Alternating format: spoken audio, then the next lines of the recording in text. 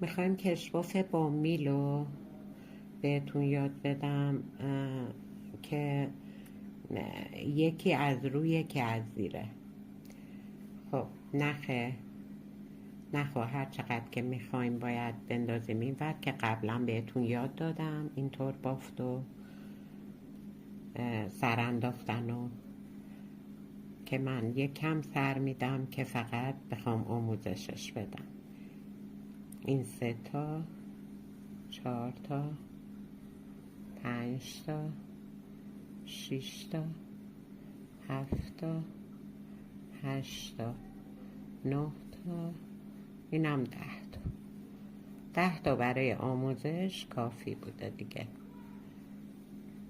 اینم 10 تا میشماریم 2 4 6 8 10 تا. اینجا رو یه گره میزنیم که محکم بشه بافتمون. اضافه شم قیچی میکنیم که جلوی دست نباشه. این کشواف ساده است که همینطوری اولیش بافته میشه، ولی دیگه رجای بعد دیگه اولی بافته نمیشه، میگیریمش، ولی اولین رج همیشه بافته میشه. این یکی زیر بود، یکی رو. این ساده است، یکی زیر یکی رو. آروم میزنم که خانمایی که دخترای عزیزم که مبتدی هم یاد بگیرم. یکی زیر یکی رو، یکی زیر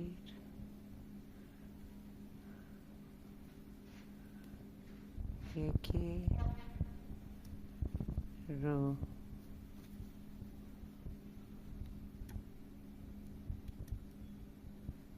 یکی زیر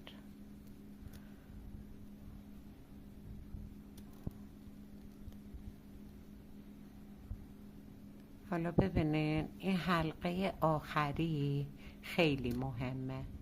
این حلقه آخر که مونده تو میله سمت چپی، اینو نباید دیگه غیر از این مدلی که الان من میبافم نباید جور دیگه ای ببافید. همیشه باید همین مدل باشه. میله سمت راستی میره زیر حلقه، از اینجا پیچ میخوره میاد این نخو میگیره. یه کمی سخته ولی باید اینطوری بافته شه. دیدین؟ حالا ولش میکنیم. خب برمیگردیم.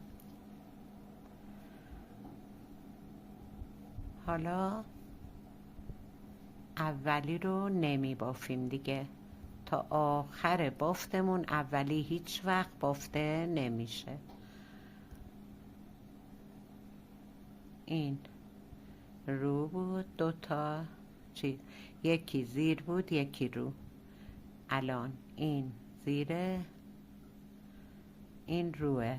چجوری میفهمیم این زیر اون رو؟ زیر نخ نداره، روی بافت نخ نداره، زوم میکنم. زیر حلقه ای نداره رو بافت، میشه زیر. رو یه دونه حلقه داره روش، ببینید اینجا یه دونه حلقه داره، اینجا روه. هر جا که دیدید یه همچین دونه هست که یه حلقه زیرش داره، یعنی روی بافت داره، این حلقه این بافت روه. الان ببین نخ باید بیاد روی میل، رو بافته بشه. اینجا هیچی نداریم، زیر بافته میشه. اینجا دوباره اینجا یه حلقه داریم، رو بافته میشه اینجوری. دوباره این هیچی نداره، زیر بافته میشه. من تا اونجایی که سعی دارم دیگه گفتم بهتون اینطوری یاد بدم که خوب یاد بگیرید. حلقه آخری گفتیم چی؟ میل سمت راستی میره زیر حلقه، از این پشت این نخو میگیریم، از زیر میاریم بیرون، از این خارج میکنه، میکشیمش، درست میشه. من یکی دو ردیف میبافم که بیاد بالا دیده بشه، بعد بهتون نشون میدم. بچه های عزیزم ببینین، علت این که گفتم یه دونه حلقه آخری مونده باید اون شکلی ببافیم اینه که اینجا این قسمت و این قسمت بافت باید صاف در بیاد. ببینین این قسمت و این قسمت بافت باید صاف در بیاد، لول نخوره بره پشت یا بیاد تو. علتش این بوده. الان ببینید اینو که میخوایم بگیریم الان نباید این شکلی یا اون شکلی بگیریم، اینو باید همینطوری از رو بگیریم، ولی نخ باید ببینی اگه بافت اینجا روه نخت بمونه رو. دیدی اینو؟ نخت میمونه رو، میبافی اینجا هم که همونطوری صاف در اومده. دیدی؟ خب حالا میبافیم میریم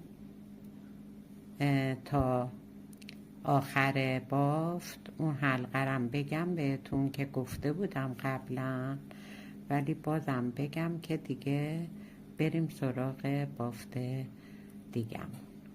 این یکی از رو بود، یکی از زیر. این حلقه آخری بود. وقتی اونو اینطوری از زیر میاریم، از رو نخو میگیریم، از اینجا ول میکنیم این نخ بالا رو، اینجا دوباره همینطوری صاف در میاد، دیگه لول نمیخوره. این بافت یکی از رو یکی از زیر بوده که گفتم بهتون یاد بدم که خودتون بتونید ببافید. بافت یکی از رو یکی از زیر ساده بوده. بچه های عزیزم کشباف یکی از رو یکی از زیر ساده بودیم بافت.